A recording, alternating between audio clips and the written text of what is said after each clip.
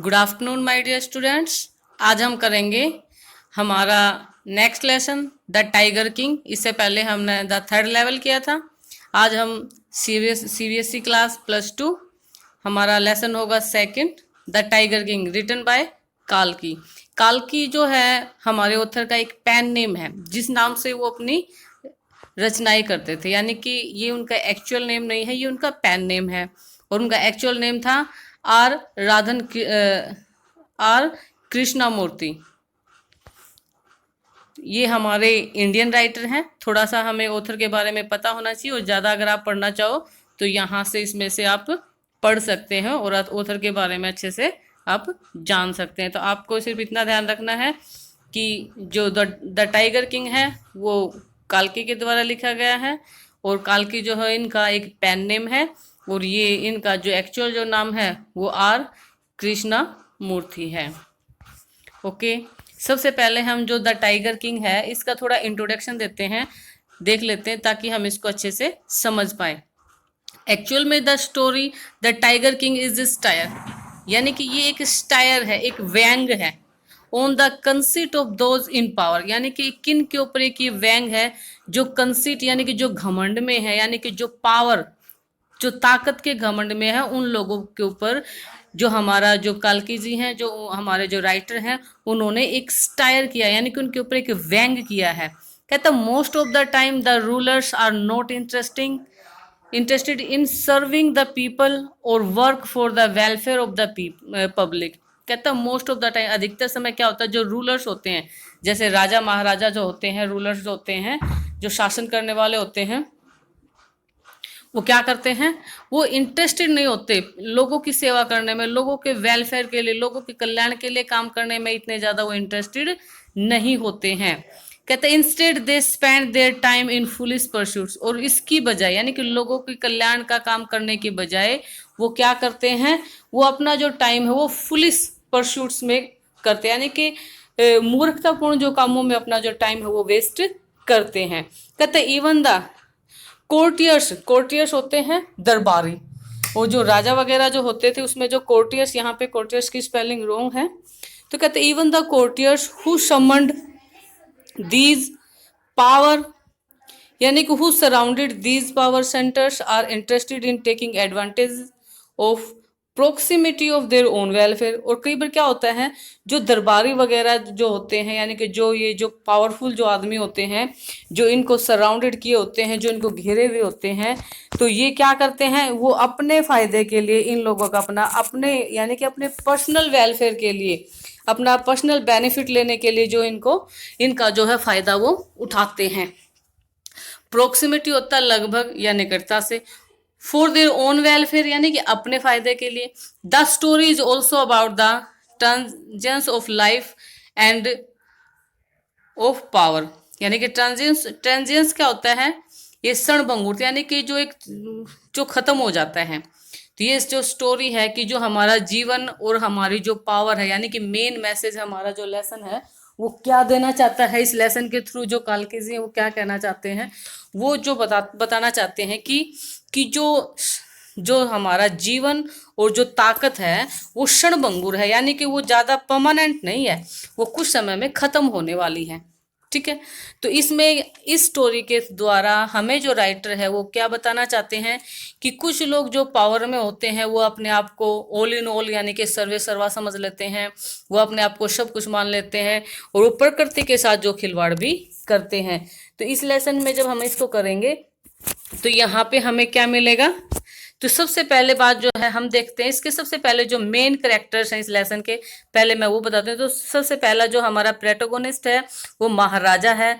महाराजा जो है क्या है, वो एक ऐसा आदमी है, जब उसका जन्म हुआ था तो कुछ एस्ट्रोलॉजर क्या होते हैं, जो भविष्यवाणी करते हैं, जो भविष्यवेता होते हैं, उन्होंने भविष्यवाणी की थी कि जब ये कि एक दिन ये मरेगा। और जब ये केवल 10 दिन का था तो ये बोलता है कि बोले ये तो सभी को पता है कि एक दिन जिसने जन्म लिया उसकी मृत्यु तो निश्चित है। तो उसने कहा कि कोई ऐसा वो अगर तुम ये बता पाओ कि जो मेरी मृत्यु होगी वो किस हिसाब से होगी, फिर तो उसका बताने का भाई फायदा है। तो फिर इसको बता दिया जाता है कि जो तुम्हारा जो जन्म हुआ है वो बुल नक्षत्र में हुआ है, और जो बुल जो है उसका जो एक एनिमिटी है, एक शत्रुता है, किसके साथ है? टाइगर के साथ है। तो कहता भाई तुम्हारी जो मृत्यु होगी वो टाइगर से होगी। ठीक है। उसके बाद जो हमारा जो सेकंड जो इसमें जो करेक्टर है वो दीवान है। और फिर हमारा एस्ट्रोलॉजर है। एस्ट्रोलॉजर कौन है?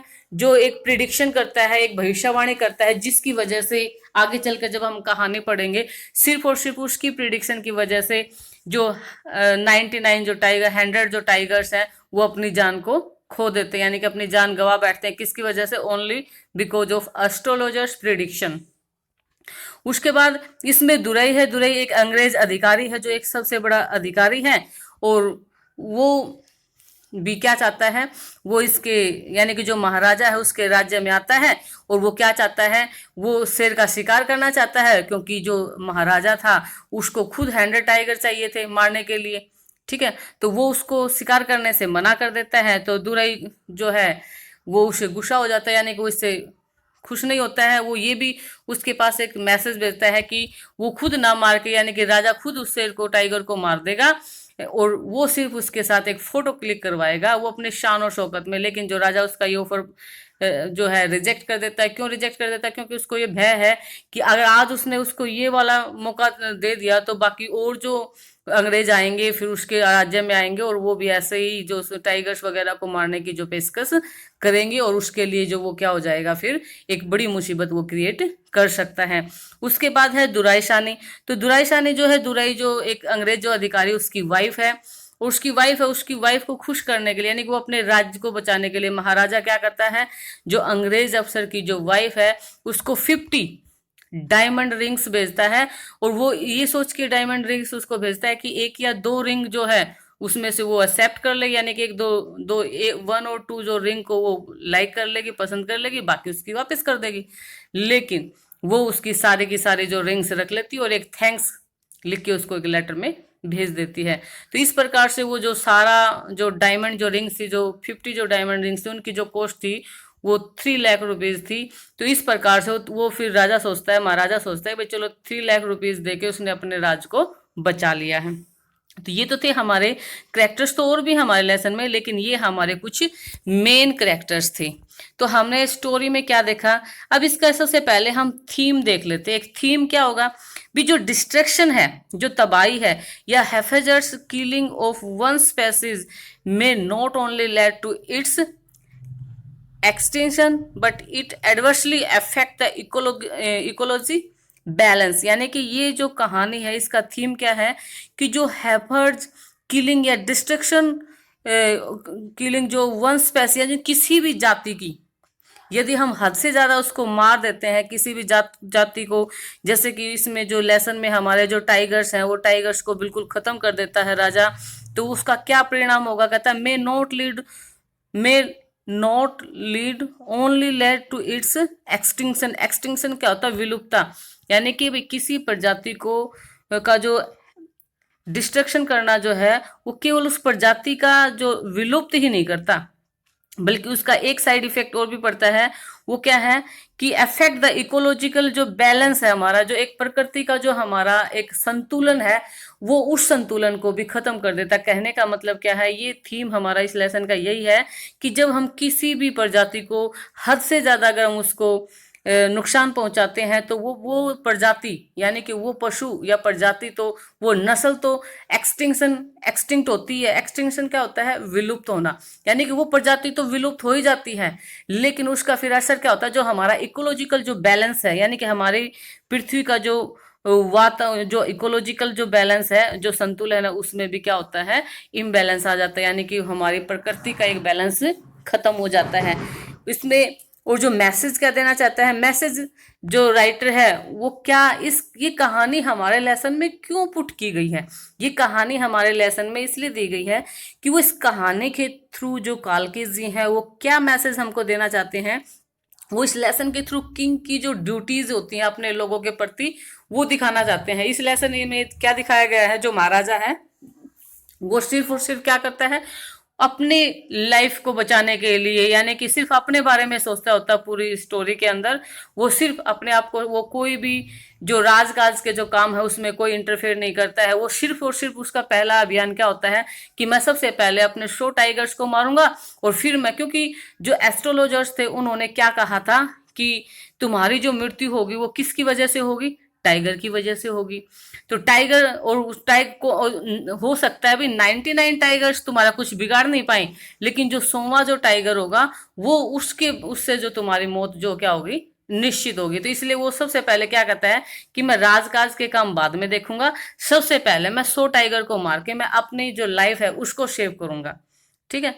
तो इसके बाद क्या कहता है, तो मैसेज क्या देना चाहता है राइटर इसके थ्रू कि भाई, भाई उसने, राजा ने क्या किया, कोई अपने लोगों, उसके जो जो वहां के जो राज्य के जो व्यक्ति थे उनके वेलफेयर के लिए उसने कुछ नहीं किया, सिर्फ उसने अपने अपनी जान बचाने के लिए अपने बारे में सोचा।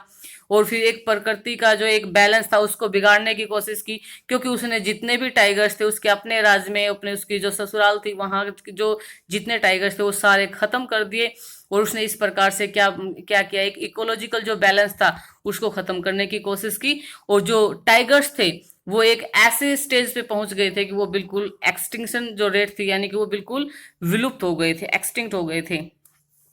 उसके बाद दूसरा मैसेज क्या देना चाहता है कि mother earth is the habitat to all, कि जो पृथ्वी है वो सभी की माँ है। यानी कि यहाँ पे एक केवल इंसान ही नहीं है जिसका यहाँ पे अधिकार है, यहाँ पे जितने भी जीव जंतु रहते हैं वो उनका सभी का एक निवास स्थान है। यानी कि इस लेसन के थ्रू जो राइटर है वो हमें ये मैसेज देना चाहते हैं, हमें बताना चाहते हैं कि एक राजा की अपनी प्रजा के प्रति क्या कर्तव्य होते हैं।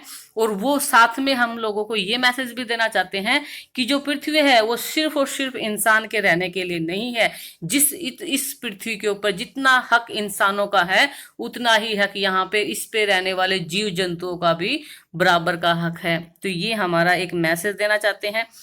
इसके बाद हम देखेंगे इसका जो मेन जो इंट्रोडक्शन एक बार और देख लेते हैं। कहता है द स्टोरी, जो कहानी है the tiger king is a deep stair, यानी कि एक सबसे बड़ा एक स्टायर है ये अपने आप में, एक on the conceit of modern rulers, यानी कि एक जो घमंड है आजकल जो आधुनिक जो शासन करने वाले जो लोग हैं, जो पावर में है, यानी कि जिनके हाथ में ताकत है, उनके ऊपर एक स्टायर है, एक व्यंग है ये कहानी। कहते in order to give effect to his points the author has very adroitly use the technique of irony, और कहता है भी अपने इस इफेक्ट को दिखाने के लिए, अपने इस पॉइंट्स को प्रूव करने के लिए जो ऑथर है उसने क्या किया है, अड्रोइटली जो है यानी कि बिल्कुल कुशलता के साथ बहुत अच्छे ढंग से जो इस टेक्निक, यानी कि जो आयरनी जो टेक्निक है उसका, यानी कि इस आयरनी का एक अच्छी तरह से उसको इस्तेमाल किया है और अच्छे से लोगों के सामने यानी कि उसको कटैक्स उसने पेश किया है। After the birth of Maharaja of Pratibandhapuram the royal astrologers predicted that the prince would meet his death. कहता जब उसका महाराजा ऑफ प्रतिबंधपुरम का जो महाराजा उसके जन्म के बाद जो रॉयल एस्ट्रोलॉजर, जो शाही घराने के जो भविष्यवेता जो थे, भविष्य बताने वाले जो थे, उन्होंने ये भविष्यवाणी की। प्रिडिक्ट करना क्या होता है, भविष्यवाणी करना। That the prince would meet his death, कि जो राजकुमार है उसकी मृत्यु हो जाएगी, वन डे एक दिन मृत्यु हो जाएगी, फ्रॉम द टाइगर, यानी कि टाइगर से एक दिन उसकी मृत्यु हो जाएगी। Just then a miracle to place, और तभी क्या होता है, एक मिरेकल यानी कि एक चमत्कार होता है, एक चमत्कार घटता है। And the 10-day old Prince, और 10 दिन का जो प्रिंस था यानी कि सिर्फ और सिर्फ 10 दिन का राजकुमार था, sad in his squeaky voice, यानी कि अपने एक चीखने जैसी आवाज में बोलता है, लेट टाइगर्स बीवेयर, यानी कि अब जो टाइगर्स हैं उनको सावधान होने की जरूरत है, यानी कि उनको सावधान रहने दो। एट द एज ऑफ 20, और फिर क्या होता है जब वो 20 वर्ष की उम्र पे आता है, ही ऑक्युपाइड हिज थ्रोन, वो अपना सिंहासन जो है संभाल लेता है। And started a campaign of tiger Hunt, और जो जो टाइगर्स है उनका शिकार करने का अपना एक कैंपेन यानी कि एक अभियान शुरू कर देता है। As the state astrologer had warned him, क्योंकि जो स्टेट के यानी कि उसके राज्य के जो एस्ट्रोलॉजर थे, जो भविष्यवेता थे, उन्होंने उसको चेतावनी दी थी। Warned him to beware of the hundredth tiger, यानी कि जो 100वां जो टाइगर है उससे उसको बचने के लिए उसको जो चेतावनी दी थी उसकी वजह से। आगे कहता है द महाराजा किल्ड 99 टाइगर्स, और इसके दौरान क्या होता है जो महाराजा है वो 99 जो टाइगर्स हैं उनको मार देता फाइनली। और अंत में क्या होता है, he did find and kill the 100 tiger, यानी कि वो 100 टाइगर को ढूंढता भी है, उसको मारता भी है, but it missed his aim, लेकिन उसका जो निशाना वो चूक जाता है। And the tiger was killed by the hunters, और यानी कि राजा का निशाना चूक जाता है और 100वें जो टाइगर था उसको जो हंटर्स जो दूसरे शिकारी थे वो मारते हैं। On the third birthday of his son, यानी कि अपने बेटे के तीसरे जन्मदिन पर, the Maharaja boat a wooden tiger for him, जो महाराजा था वो क्या करता अपने बेटे के बर्थडे पे क्या गिफ्ट लेके आते हैं, एक लकड़ी का टाइगर लेके आते हैं। While playing with the tiger, और जब वो टाइगर के साथ खेल रहे होते अलोंग विद हिज सन, अपने बेटे के साथ, a tiny splinter pierced, splinter क्या होता है, फांस, फांस की लकड़ी वगैरह होते हैं जो चुभ जाती है हमारे हाथ वगैरह में, तो कहता है टाइनी, टाइनी होता है छोटी, स्प्लिंटर होता है फांस, पियर्स्ड, पियर्स्ड होता है चीर देना। द महाराजा राइट हैंड, यानी कि वो जो फांस की जो एक छोटी सी जो लकड़ी थी या फिर जो सुई थी या फिर कील बोल सकते हैं, वो महाराजा के जो राइट हैंड था यानी कि सीधा हाथ था उसमें वो चुभ गई। Infection fled in his hand, और उसके जो हाथ में इन्फेक्शन बढ़ गया। दो द ऑपरेशन वो सक्सेसफुल, कहते हैं यद्यपि जो ऑपरेशन था वो कामयाब हो गया था, बट द महाराजा डाइड, लेकिन महाराजा मर गया था। तो इस लाइन में भी क्या है, एक आयरनी है। देखो क्या कर रहा है भाई, ऑपरेशन वो सक्सेसफुल, भाई ऑपरेशन तो कामयाब हुआ था लेकिन महाराजा मर गया था। जब महाराजा मर ही गया तो ऑपरेशन कैसे सक्सेसफुल हुआ, और वो ऑपरेशन सक्सेसफुल होने का फायदा भी क्या है। तो इस प्रकार से इन लाइनों में भी क्या है, एक आयरनी, जो काल्की जी उन्होंने आयरनी का यूज किया है।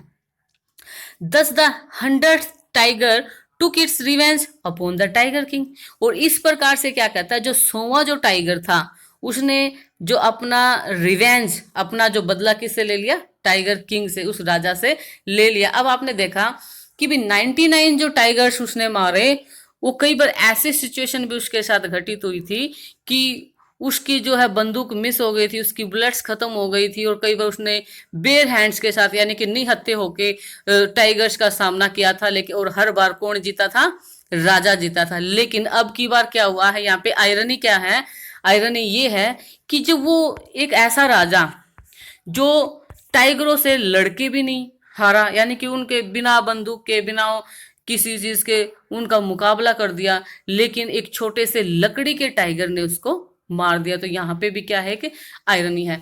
अब हम थोड़ा इस लेसन के बारे में बिल्कुल क्विक नोट्स करते हैं, यानी कि पूरी स्टोरी हमारी इन नोट्स से कवर हो जाएगी। सबसे पहले क्या कहता है, astrologers prediction. Astrologers prediction, prediction क्या होता है, भविष्यवाणी, यानी कि एस्ट्रोलॉजर क्या करते हैं, एक भविष्यवाणी देते हैं। तो उसमें क्या है, उसमें prince is born in kingdom of Pratibandhapuram. तो अब ये बताता है कि जो प्रतिबंधपुरम का जो राज्य जो था उसमें एक राजकुमार ने जन्म लिया, रॉयल एस्ट्रोलॉजर, और फिर जो रॉयल एस्ट्रोलॉजर्स थे यानी कि शाही जो घराने के जो भविष्यवेता थे उन्होंने भविष्यवाणी की, he must die one day, कि वो एक दिन जरूर मरेगा।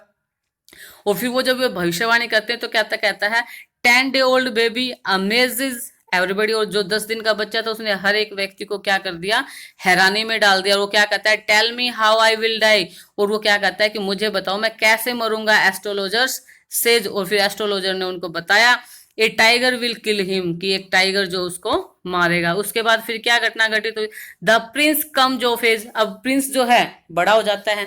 अब इसमें बताया गया Prince drinks the milk of an English cow. अब देखो यहाँ पे इस जो इसमें क्या बताने की कोशिश की है, milk of English cow, English Naini, English teacher, English films. अब देखो यहाँ पे Prince drinks the milk of an English cow, जो राजकुमार था वो इंग्लिश गाय का दूध पिया, उसने दूध पीता है। Brought up by English Naini, और जो इंग्लिश जो नैनी थी यानी कि जो अंग्रेज बाई थी उसके द्वारा उसको पाला पोसा गया। ट्यूटेड बाय इंग्लिश टीचर, और इंग्लिश जो टीचर थे उसके द्वारा उसको पढ़ाया गया।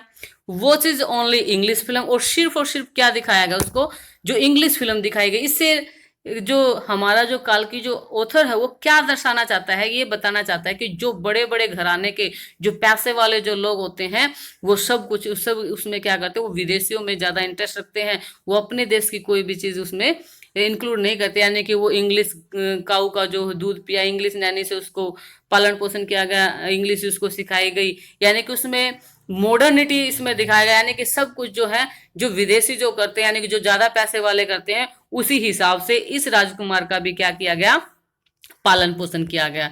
अब उसके बाद कहता है कम्स ऑफ एज एट, और इस प्रकार से यानी कि इंग्लिश काऊ का मिल्क पीकर इंग्लिश नैनी के द्वारा उसको पालन पोषण होगा, इंग्लिश ट्यूटर से उसने पढ़ लिया, और इस प्रकार से ऐसे ऐसे तैसे करके कम्स ऑफ एज एट 20, और जो 20 एज की उम्र में वो आ जाता है, बिकम्स किंग ऑफ प्रतिबंधपुरम, और जब वो 20 वर्ष का हो जाता है तो क्या हो जाता है, वो प्रतिबंधपुरम का राजा बन जाता है।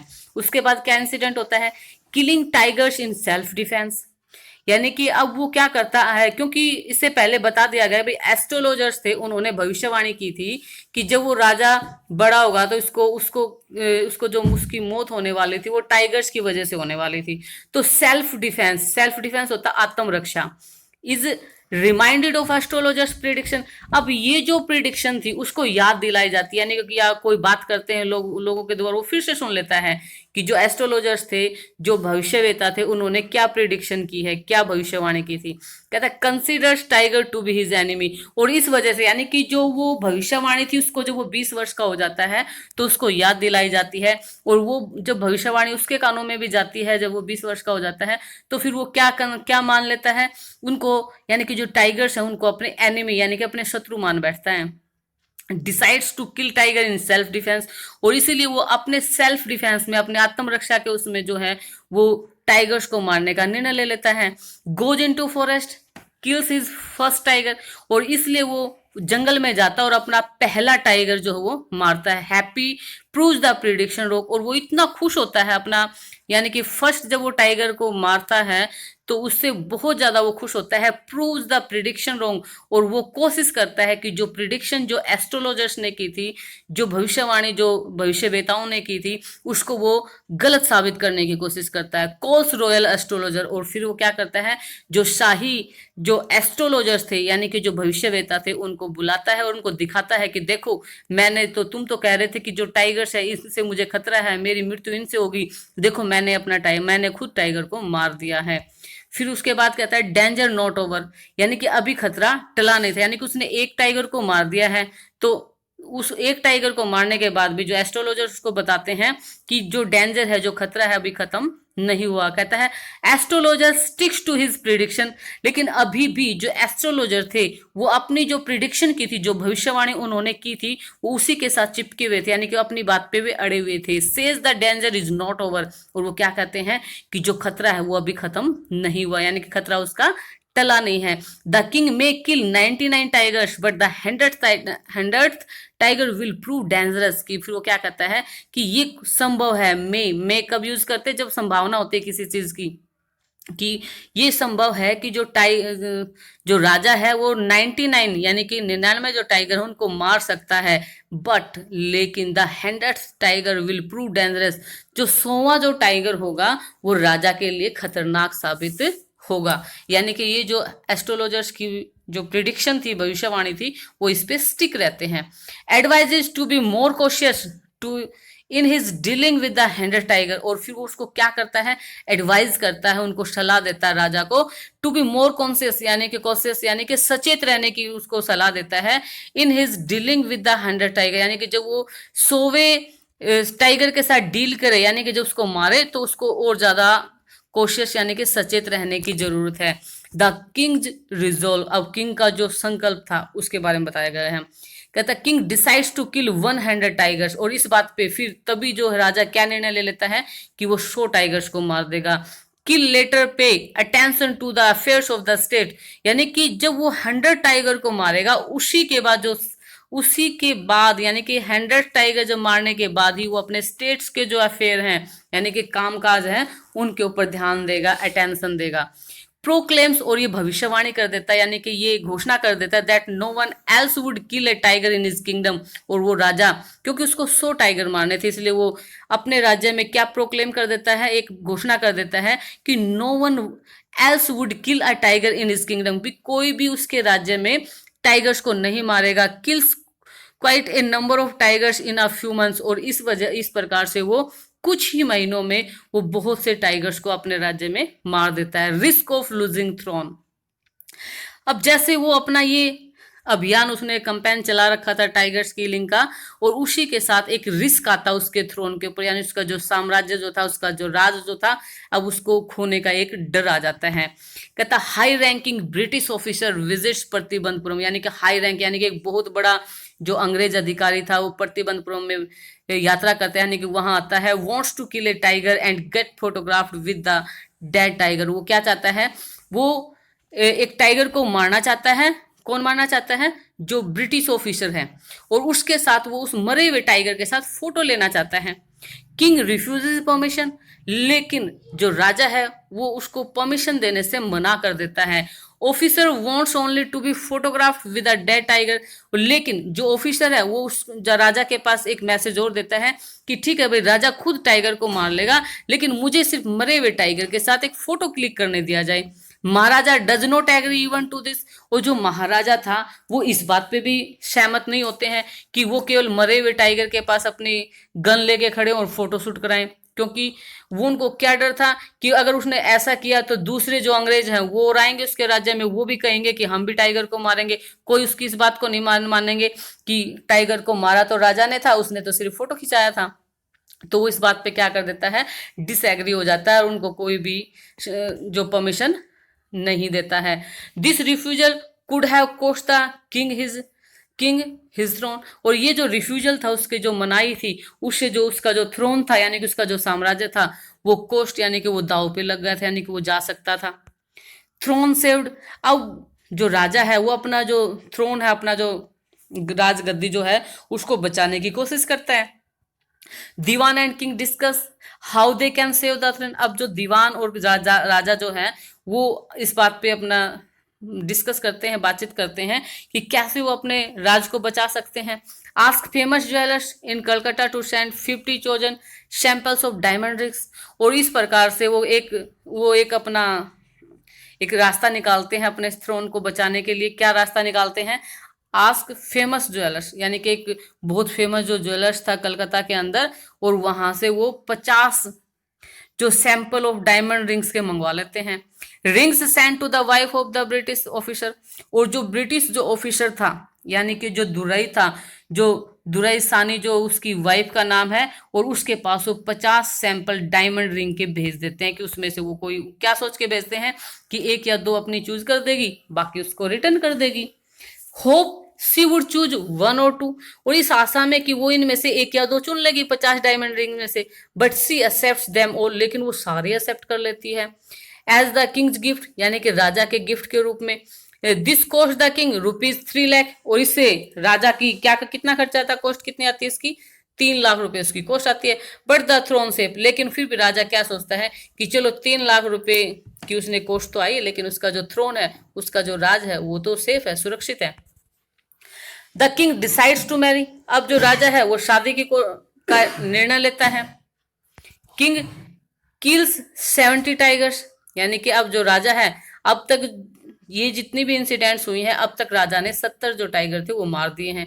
No more tigers left in the state, अब उसके राज्य में कोई भी टाइगर नहीं बचा था।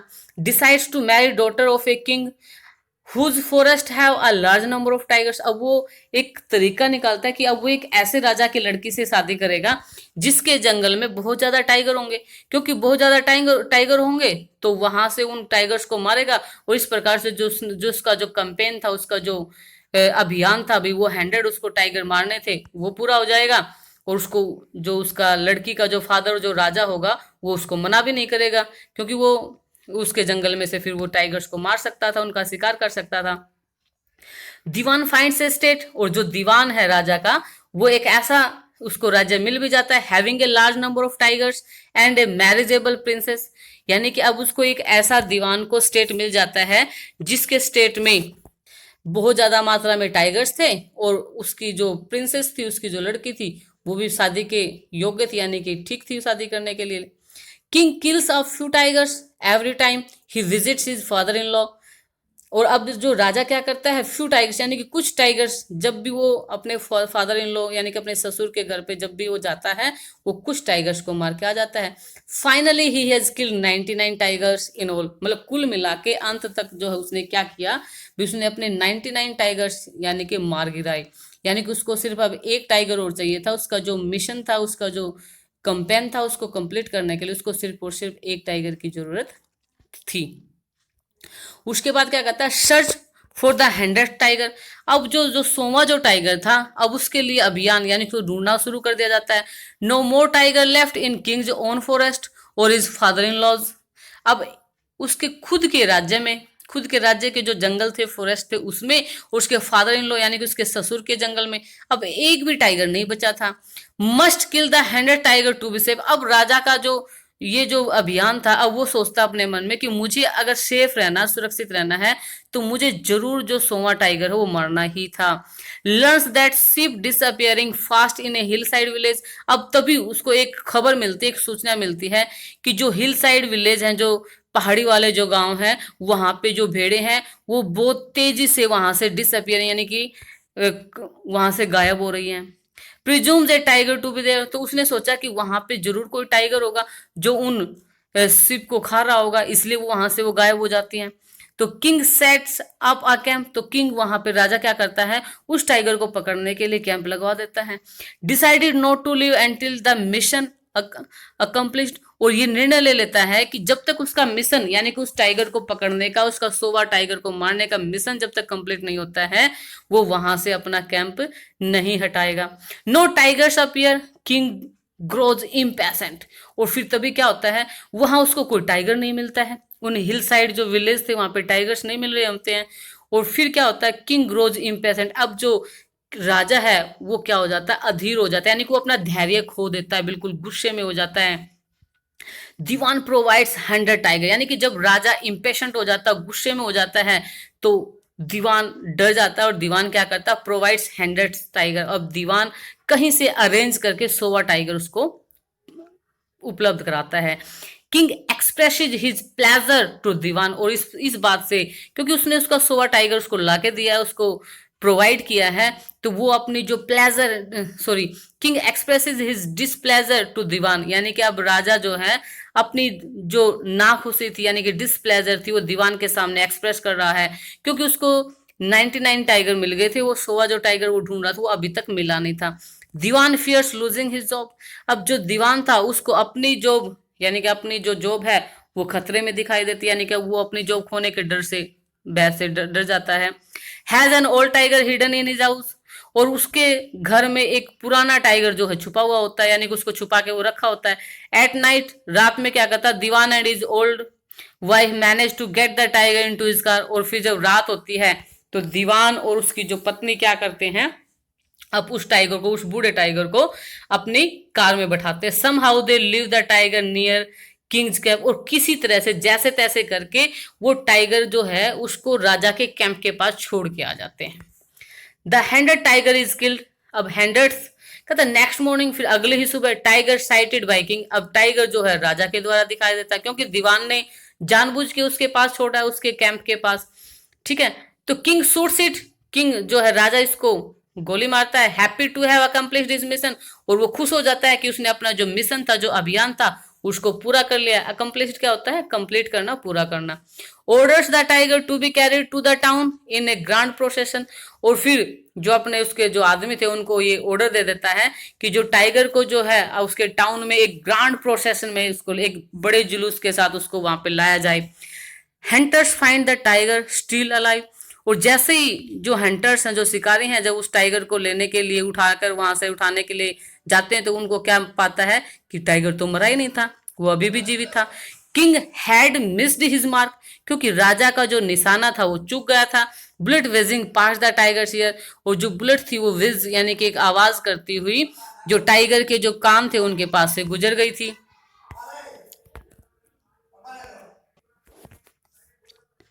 The tiger buried with honour. अब जो टाइगर था उसको सम्मान के साथ दफनाया जाता है। कहते हैं ए डे ऑफ सेलिब्रेशन, एक दिन का वहां पे सेलिब्रेशन होता है। टाइगर ब्रीड इन ऑनर, यानी कि पूरे सम्मान के साथ टाइगर को वहां पे दफनाया जाता है। Tom raised over it. और क्योंकि वो 100वां टाइगर था और उसके ऊपर एक उसकी जो टॉम जो है बनाई जाती है। The wooden tiger. Wooden tiger, the wooden tiger, अब लकड़ी का जो टाइगर था।